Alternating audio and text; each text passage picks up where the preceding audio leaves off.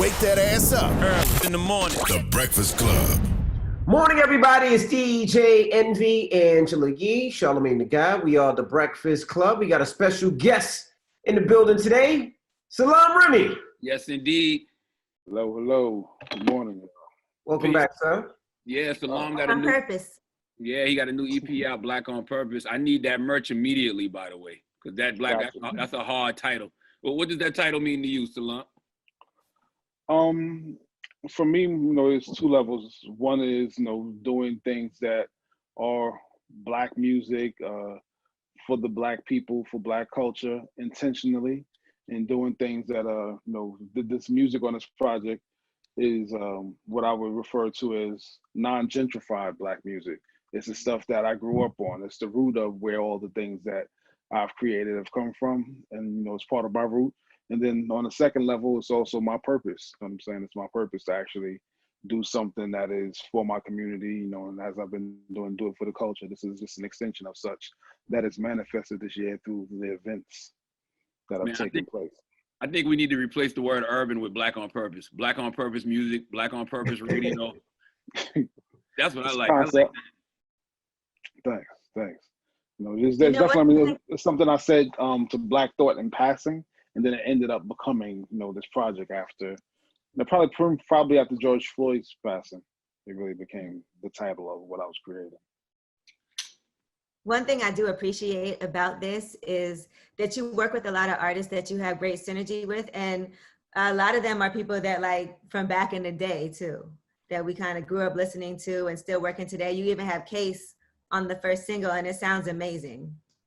Thank you. I mean, I just reached out. I mean, it started initially, I was, I normally like to pop up in the spring with new music and like, hey, this is the vibe I'm on, catch that first day of spring in New York, that all I want is you flavor.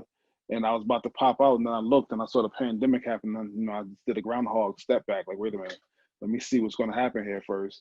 And then, from March all the way back to May, I was sending condolences back to New York every day. It wasn't my immediate family, but somebody I knew lost somebody every single day from, probably the middle of March all the way back to like Mother's Day. I was constantly doing that, and I really felt, it was the village, what I'm saying? The village was hit. Even one of my sisters had an issue that lives in Newark, and I was sitting here going, Dad, she has underlying issues, how something going to happen. And then it just hit me like, wait a minute, I know homeboy, and then he might know the mayor, and I was able to make a call and get her seen. But then it also hit me that, what about for all the people who can't do that? What about for all the people who can't figure out a way to get their loved ones seen? And there's no part of me that was gonna sit down and watch everyone from where I'm from be hit in this type of way and not feel it. So then it starts hitting the mental warfare part. And then I saw the Ahmaud Arbery, video of what had happened, which had actually happened way before we actually saw the video. But then I saw that, and then I just started getting at me.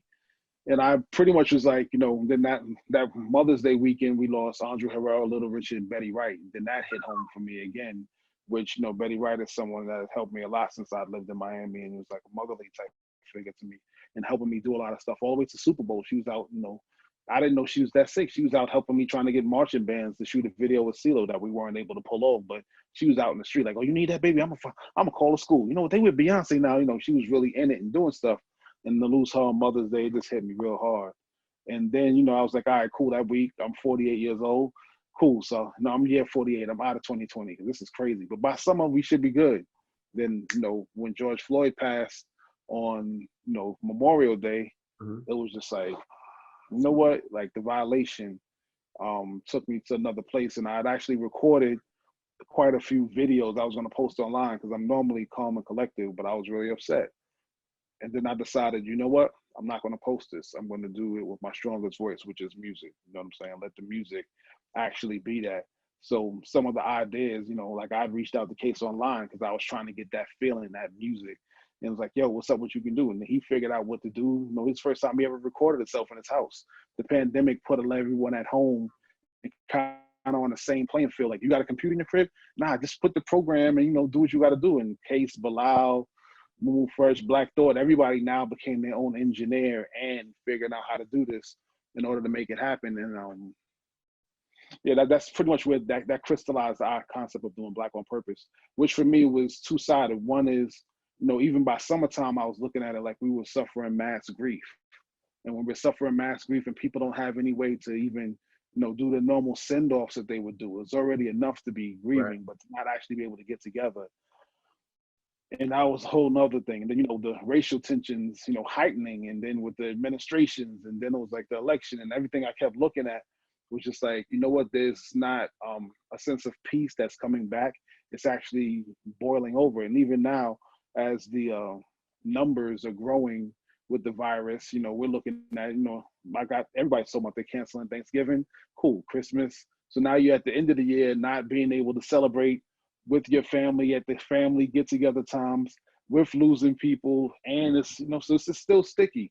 And, even though I'm really glad that the outward push of hate has moved out of, the White House, or supposed to move out of the White House. Will be, right. Yeah, exactly. So we'll get them out. Gotta get them out. But even with that, it's still like, yo, those 90 Trump signs in my neighborhood, I couldn't get a half a block without seeing one. 70 plus million people voted for Donald Trump. Mm-hmm. And you said something that I love, and that's, we were Black before the election, and we will be Black after the election. Explain that. Well, for me, it was like, at first it was like Juneteenth. I had the song "Is It Because I'm Black," and I was going to put it out. But they go for Juneteenth because it's like they're doing things for Black people. Now sitting there going, like, I felt like I was getting rushed to a cheese line, and I don't eat cheese. Like, why am I rushing to Juneteenth, where after that the issue still exists? Right. So it was the same type of thing. And then it was like, well, the election, the record. Now, at first I was going to put out before the election. Then I said, you know what? When I listened to, the intro of my album starts with Malcolm X saying that there's no government or state or judge or anyone that's going to be able to change how we are dealing with each other or how we're being treated in this country, unless if you mess with one Black person, you mess with us all. So when I saw George Floyd, if I was in that store and they said it was the big Black guy outside, they was picking up me or him. It could have been either one of us. There's no part of that separation. And, right now, yes, everybody's rolled up their Trump signs in my neighborhood. It's not outside. But guess what? It still is in my mind. I still see what neighborhood I'm walking in. So am I comfortable or not? You know what I'm saying? Then I'm the big Black dude in the mask walking around the neighborhood like, hey, where are we going today? Like, it's still an issue that I have to deal with. And it made me reflect on all the times, even working in corporate America, where you tuck your nuts and you be the nice guy. And you're in like, hey, you're making sure that you're, I use my smile and my tone of voice to disarm people who might be alarmed by the size of me. You know what I'm saying? I don't fit in cuffs. It's not going to happen. Anything you put on me is going to feel like I'm resistant. So at this point, I'm still Black, and I'm still having to deal with that reality, as I've had to, as my fathers before me have had to. So then what does that mean? Now it's still times for us to still wake up and see exactly that this is still happening. The mask came off of the people who were hating or not hating or whatever's happening. We know who they are. We know how it's moving. But still within that, we needed some healing. And this music, for me, I recorded this whole album. This is the first time in my life that I recorded a record about how I felt. I always made music depending on how the artist felt and put music to it. How do you do that as a producer, though? Because it's their words, for the... And that's where the synergy comes in. Of it. Mm-hmm. That's where the synergy comes in. Like, I had ideas and it's like-minded. I reached out to, my ego moved out of the way. I reached out to artists that I normally don't even talk to all the time. I never spoke to Case before. You know what I'm saying? We have mutual friends, but I was like, yo, what's up? I got an idea. But I needed those chords. And when I needed those chords that felt like something my grandmother would play just to help warm me up, I needed a voice that actually could sing on something like that. I didn't need all the things that were happening. And I think just in general, the goal of this project is to remind us who we are, as far as where things have come from, and B, to be healing. And when I feel like the people within the village actually listen to it, and intentionally Black people listen to it and they hear it, hopefully something in there is going to make you feel invigorated and also heal you part of it. Going Up Yonder is something that me and Nas did 4 years ago. It was around the same week when Philando Castile died. Murdered, when he was murdered. I should be more specific about that. And we felt something with it, but also we were just talking about music. When we listened to it, he's like, dang, it's got me thinking about my mom's. We made a story about it. But still, we need that going up yonder this year. This is what's happening. This is like kind of what it is. This is what we're feeling. And I just feel like I'm putting do you feel more unity now between Black people? Because I know you were saying that when you mess with one of us, you mess with all of us. But do you feel like it's more divided or more united now? I think it's ongoing. You know, I mean, the reality is that it's hard for anybody to stay in the same place. You know, all of us have family that we be like, yo, you right there? I'm good on you for a minute. You know what I'm saying? Blood. You know what I'm saying? Like it's not even that deep. This is always growing, but still for me, it's crystallizing the intent. You know, if the intent is to be good and be with your people and get to a certain space, then I'm going to continue to do that. You know what I'm saying? No, this is principles over profit. This is about me saying, look, if I can do something that's going to help somebody else heal that, if I'm going to inspire. When I was reaching out to a lot of artists, they didn't know what they wanted to say or how they were dealing with it. They felt, you know, it was a mental warfare. At the end of the day, you can't get to my house. I'm strapped. You can't get to me. You know, where we going? I'm not actually affected by the virus, but I was affected by the virus and I was affected by the racism because it got to me mentally. So if that's the case, now you're getting to a whole lot of people who don't know how to deal with that and they're trying to find ways. So I just said, you know what? If I can inspire somebody else to find a way through it, if I can help somebody feel a certain way through it, if we can get through it, if this can now lead to a concept and a conversation, like I said, I'm using my strongest voice. I can talk for hours, but at the end of the day, I understand the songs that I make of, you know, last generations, and at least 5 or 6 of the songs on the album were from before I was even born. You know what I'm saying? Say Loud, I'm Black and I'm Proud. Is it because I'm Black? Strange Fruit, you know, Black Progress. You know what I'm saying? I was in it. Be Real Black for me, Donny Hathaway and Roberta Flack. Like that's the energy this project reminds me of. Do you feel like music has reflected 2020 thus far?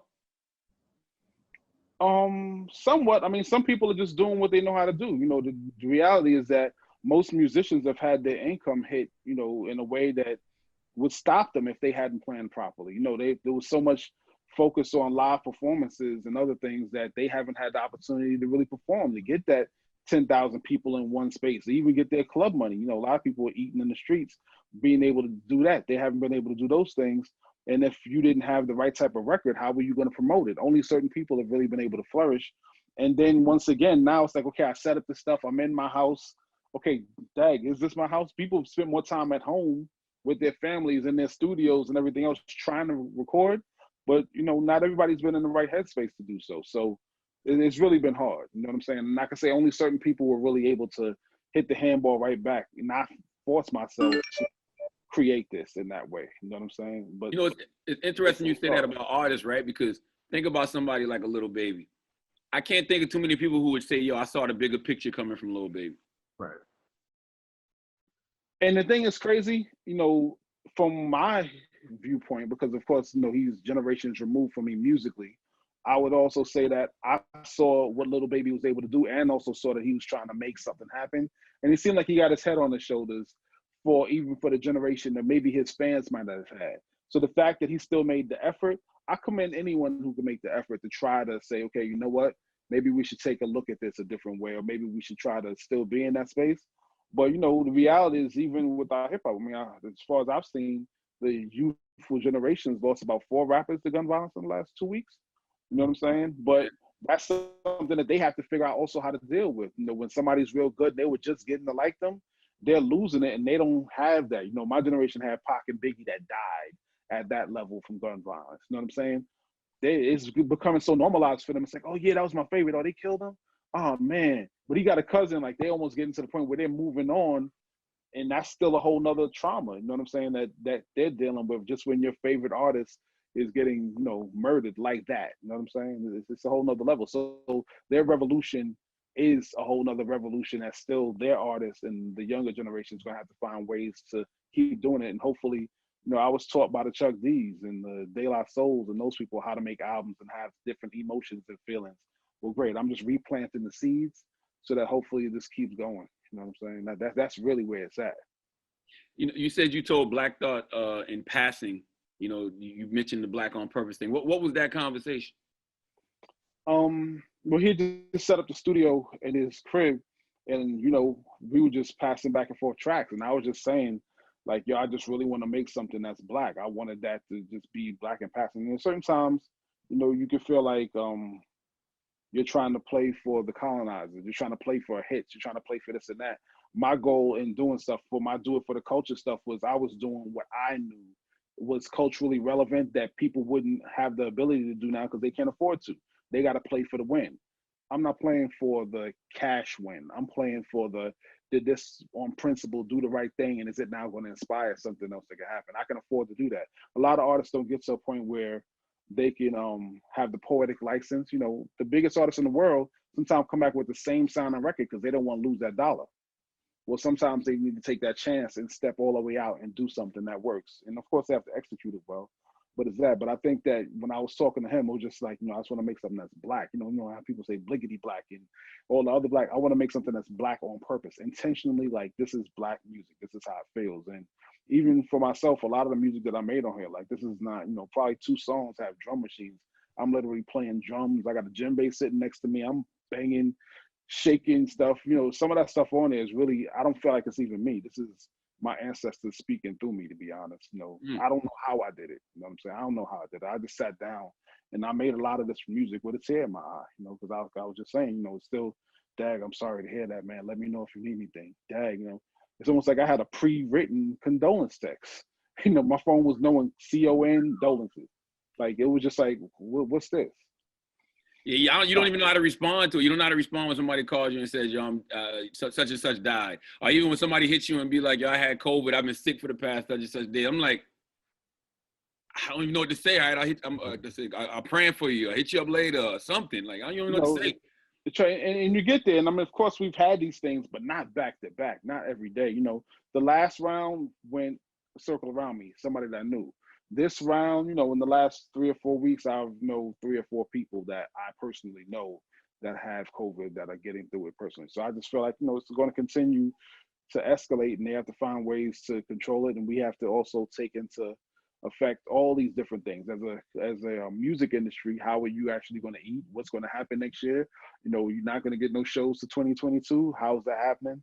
Stepping up your business, figuring out that stuff, and then as a people, you know, the neighborhoods, like, you know, really a lot of people outside, you know, a couple of artists on the project caught it, you know what I'm saying? From doing different things and being outside, you know, you have different issues, you know what I'm saying? Like, you can't stop that. Now, I know you're a big music lover. So when you hear some of these people's albums come out, whether it was Nas, when Nas did the album, not this one, the one before that with Kanye West, or you hear Busta's new album, what are your thoughts? Do you think, like, damn, you should have did this way? Do you call them? Do you have those conversations? I didn't hear the like the Nas and Kanye. I would say that one because that wasn't a typical Nas type of album, and a lot of people didn't love it. So I was just saying, what was your feedback when you have those conversations? I mean, I talk to Nas about music all the time, but we just talk in general. But with that particular album, like, to me, it's Kanye's album with Nas on it. You know what I'm saying? I don't hear both of them equally putting all the way into it. And at that time, if you remember, Kanye was doing 5 albums. So I felt like that was Nas's verses on the Kanye set of 25 beats or whatever he was putting out. You're absolutely right. One of the songs. I just felt like that was part of what that was. You're right. That cop shot the kid. I heard that like a year or so before, and it was all Kanye. Exactly. And I liked that one, you know, for what it was, but I just felt like that process, it didn't get a chance to meld. Nas needs time to step away with it. Busta, on the other hand, has had, you know, some of the songs on that album I heard a decade ago. You know what I'm saying? And he's had a chance. He's had time to kind of pull things through, and I'd be like, nah, don't do that. Mix this one like that. So we actually talked quite a bit, and I would actually tell him, like, would you stop playing and put it through? And I kind of was trying to get him into the mindset of, yo, just let it out. Just let the music go. And now he's like, all right, now I'm there. Because he has 3 albums more that are pretty much done that are on the same Busta Rhymes hip hop. But at the end of the day, you know, this generation, we're getting 47, 48, 49, 50-year-old rappers that are now putting out music. And the best thing that they can do is sound like their best self at their primes or close to it. You know what I'm saying? It's not like if you're getting in trying to feel like today's days, you get stuck. So that's where they're, you know, you went through that already. In your late 30s, you was trying to fit in. So now you're back to, like, can I get back to myself so that, you know, the Busta and MOP record to sound live? Yeah. What did you think about the conversation with Busta with Versus, right? With him and T.I., and then people were doubting Busta, but then a lot of people did come to his defense and say Busta would kill him in a Versus. But what do you think about that? Do you think people don't respect, like, you know, some of these artists that maybe the younger generation didn't grow up on and don't know enough about? How does that make you feel? I mean, one thing I would say with the verses is that, you know, looking at it as a celebration, realistically, when a lot of songs come on, you forget how many songs people did back to back to back. So I think the greatest example of that for me was DMX and Snoop. I was still expecting more Snoop hits than DMX, but when DMX started laying his records out, I was really happy to hear 10 songs that I just weren't in the top of my consciousness. You know what I'm saying? And when you have artists who haven't necessarily had a relevant hit in the last 4 or 5 years, but then when you start hearing how many records, you know, when the DMX got the or whatever it may be, all of those things were important to me, you know, and seeing where it's at. Were you surprised by King's Disease? Nah, I kind of had caught a sense of it, you know, early out, but I think that in general, it's dope. That's like, it was written into I am, period. You know what I'm saying? Like, it's like 97, 98 Nas, and it feels good. At the end of the day, you know, Nas is conversation for me, and a lot of the things that he talks about are the conversations that I like to hear. You know, everybody has a different conversation in their raps, and I think that that's where it is. And what Hit Boy was able to do was to find that pocket. You know, I love Car 85. You know what I'm saying? Because that's a conversation. That's where we was at. That was like that. You know, being in Queens with an Acura. You know what I'm saying? Like, that was that level in that time. But, you know, in general, I think both of them, you know, I like Common's new album. You know, Common put out an album on the 30th too. There's some stuff there that really felt comfortable and felt like he was doing a thing. You know what I'm saying? That really felt dope to me. Yeah, I like a lot of music. Definitely. They, you know, and think about it, you know, with Soul Food and what Goody Mob was talking about on their first album was so reflective of what's been going on this year. Absolutely. Go figure. Like, how people didn't even see it or really comprehend it totally at that time. And, you know, from 25 years ago, I think so. Man, if you go listen to Omni right now, it sounds like they wrote that yesterday. Go listen to CeeLo's verse on Omni, and you be like, damn, did he write that yesterday? Was he front lines at the Black Lives Matter rally? Exactly. So it's just great, like I said, for us to be able to see artists of, you know, the prior generation still be able to do stuff. And once again, let's just keep it sharp. As long as it's sharp and it feels good, you know, I guess this generation drank more water than the ones before them, where they were able to do it. You know what I'm saying? And keep their mind clear. You know, the 40-year-old rapper used to be like, oh, wow, what happened to him? It's not that anymore. It's like, oh, he's 40, really? You can't even believe that it's that. So that's, you know, just reflective. You know, the juices, they eat healthy, a little less brown liquor. They kind of not mixing it on the same day. You know, cats are in a different space. And realistically, the hip hop generation is, you know, 12 to 62 right now. That's right. You know what I'm saying? Like, you grew up on hip hop. You was in the party. You was like Run DMC'd out. You was trying to get all those things together. But see, that's what you said is important. That's why the artists, they really have to be themselves. Meaning, like, if you're 45 years old, I need to hear that in your music. Let your music reflect your lifestyle now. I think it's so corny when you see a 40-something-year-old person still trying to hang with the 20-something-year-olds and still trying to talk like them and, you know, listen to what they listening to. I don't even speak that language no more, and I'm cool. I'm cool with it. Yeah, I mean, it's hard. Like, some of it, I really, you know, I feel the same way. But once again, I'm blessed to be at a point where I can run my race. So I'm just like, I'm doing what I'm doing. You know, even on the R&B level, like, I've done records with SZA, Jesse Reyes, Ari Lennox, you know, Summer Walker got some stuff for me. I mean, just in general, I can get into all the younger artists, but I also know that these other artists is where my home is. You know what I'm saying? That's really what I want to hear that I can't necessarily hear all the time. Even Miguel and Jasmine, you know, have been in over 10 years now. They are the older artists compared to the newer people. Like Supercat, let's talk about that, because you worked with Supercat. You know, I love Supercat. So can you give us like some insight on how that all happened? Yeah, last year I actually I did my first Sound Clash in Kingston for the Red Bull Culture Clash thing, and I had my Do It for the Culture team, And they had me down as a hip hop team. And I was like, word, but I was like, where? In Kingston? So my thing is, oh, we doing Jamaica? All right, I got the Jamaican crew on lock. I know what I'm gonna do. I did not So expect that. they didn't expect it at all. They didn't know what I was gonna do. And my thing was, they were looking for me to bring in Busta or Nas or fly in somebody of a hip hop level. And I was like, nah, I took all the funding they gave me, and I went and got Shaba, I went and got Super Cat, and and those people, Cat don't even like doing dubs and stuff like that. But our relationship back to 92, and even back during the years, he called me every once in a year, and I spoke to him maybe a couple years ago. So I was like, Cat, I need to get this thing, boy, special. Man, I like special. We got together. He's like, yo, come meet me on Sunrise Highway. Let's go eat some food and talk. And then I'm like, so we gonna go to the studio? Nah, man, we're not going to studio today. So it was like, I'm flying back and forth to New York, just getting to a point it was there. So he gave me a couple things. We got down to Jamaica. I went and pulled up Buccaneer and Terra Fabulous and, a bunch of people. It was one day when I got to Jamaica, and all of the artists were there on a Sunday afternoon. Like, they left their Sunday dinner. Beanie Man, Frisco Kid, and there's people that had dope hits, but it was almost like a 90s reunion for us, because that's how they used to be at my studio in the 90s in New York. And, when I was able to get there. So once I did it and I won, Supercats, yo, you win one big contest. Everybody's cussing me, like, why you give that guy this stuff and you won? So Cat was there. And I was like, yo, let's just figure out something to do on the record. And we recorded a couple of versions of what became Push Time. But then he was like, so what you want to do? And I was like, yo, George Floyd, this ain't the time to come out with no party record. He's like, you know what? Let me change the lyrics around, because we always got to stand with the people.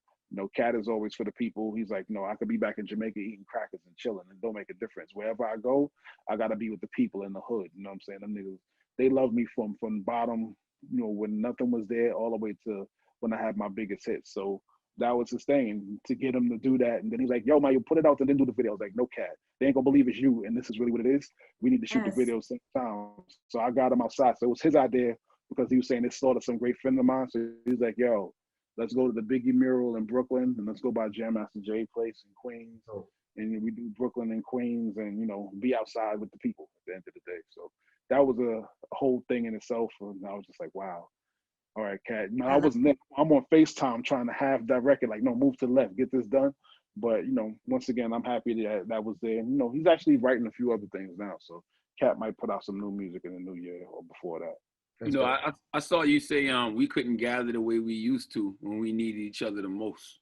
And that's something I hadn't thought about, but I think that's why everyone ran to social media to find that company. What did you mean by that? Expound on that. I mean, just in general, this is the time when people would be scared. Something's going on, and they felt like, even election day, everybody's like, yo, where you are? You gonna be at your crib? All right, so everybody's trying to figure out where we can get together and make sure people are good. And, even with the mass grief, like, we would normally have somebody else to talk to. Like I said, I can't count the amount of people that's going to be missing their mothers, their fathers, their sisters, their brothers, the amount of people that lost half their families in COVID, when it spread through multiple people. Like, this is something else that's happening on the pandemic level this year.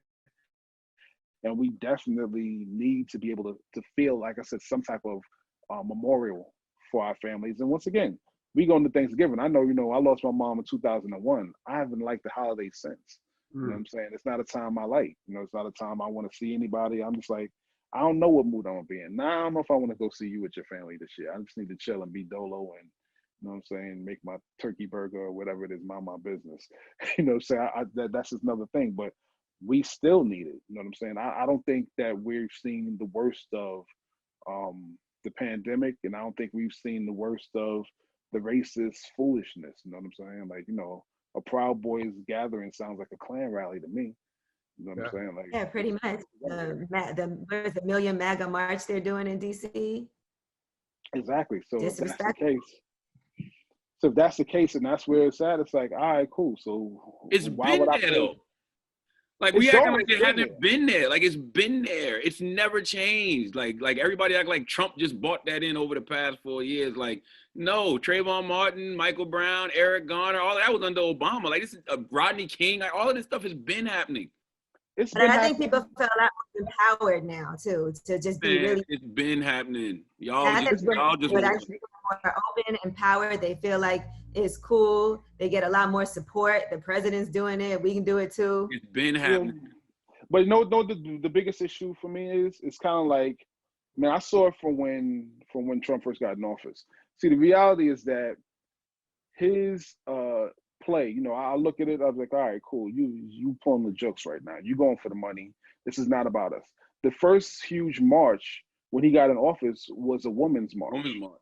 I was At the there. end of the day, you're trying to make everyone feel as if their human rights is what they should be fighting for. Like, he's just taking everyone, oh, you're an immigrant, oh yeah, this not this color, everything else. The fact is I felt like he might pardon, just like he pardoned the rest of his cabinet, his Roger Stones and whoever else he could, Michael Flynn's and what else. He might pardon some of those people for, you know, pardon the Dylan Roof. He might pardon those people. And to have someone at the top of office that you could feel like is actually going to condone it and push it on.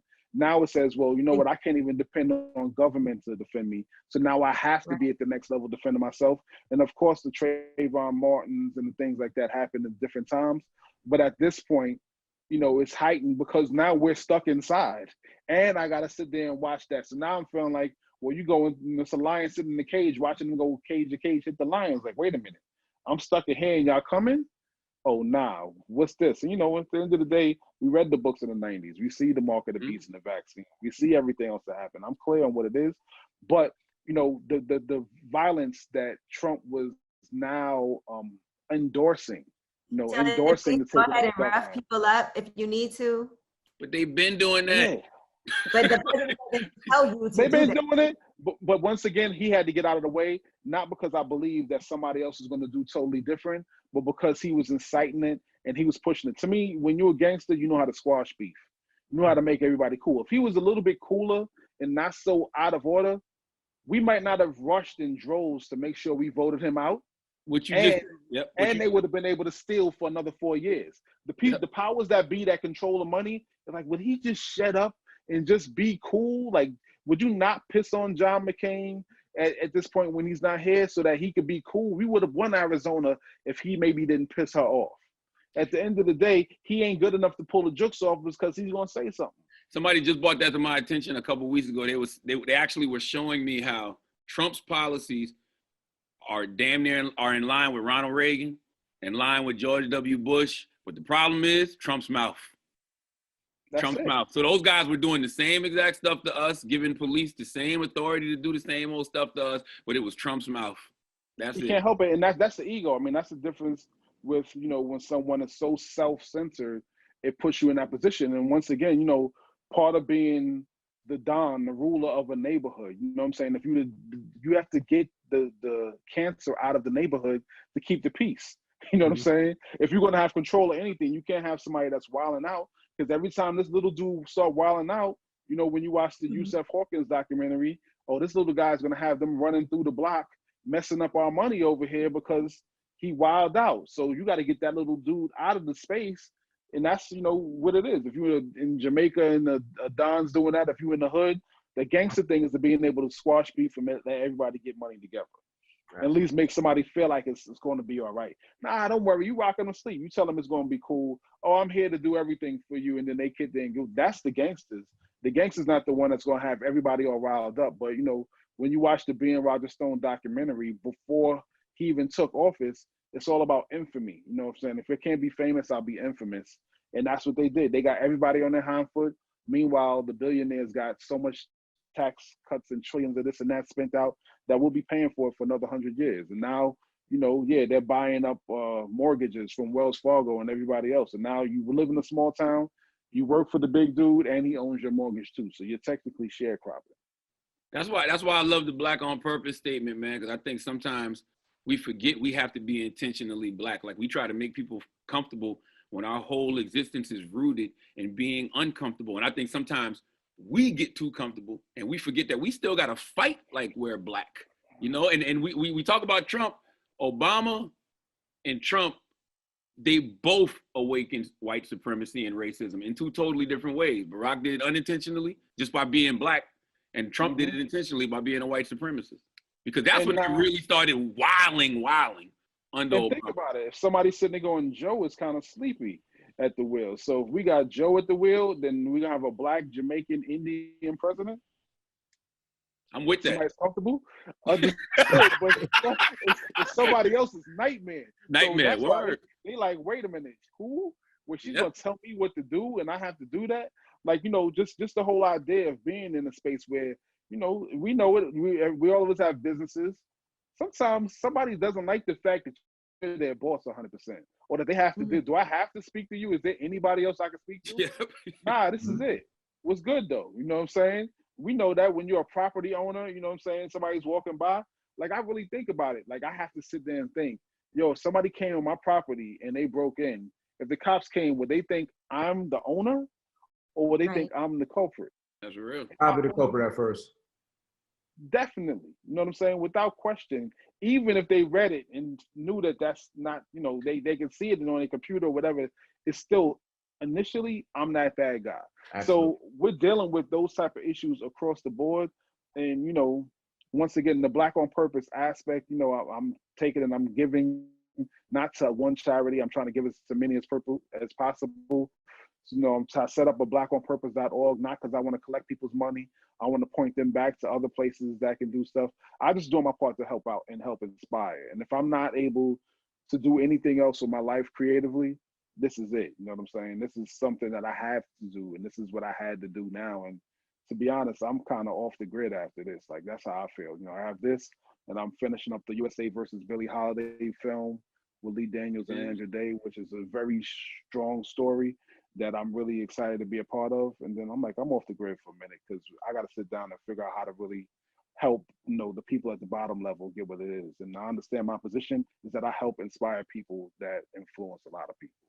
You know what I'm saying? So let me stick to that. And people can buy the merch there, and the proceeds from the albums go to these multiple charities on the website, right? So on blackonpurpose.org or on my louderthanliferecords.com. Both of them, all the merch and everything from the album is all going back to that. I'm gonna buy me a hoodie right now. Salaam, we appreciate you for checking in, brother. Thank you so much. And we Thank you for appreciate having you me. for inducting our girl Angie Martinez into the Radio Hall of Fame also. I know we had a virtual celebration this year, and you were right there. So that was really dope. Thanks. I actually got to see that too. I did it and I just sent it off and I was like, all right, shit, she's gonna like this. You know what I'm saying? But We'd love to see it too. It was all audio. It was all audio. We ain't seen none of it. Oh, that's what happened. Yeah. Well, it's Salaam Remi. It's the Breakfast Club. Good morning.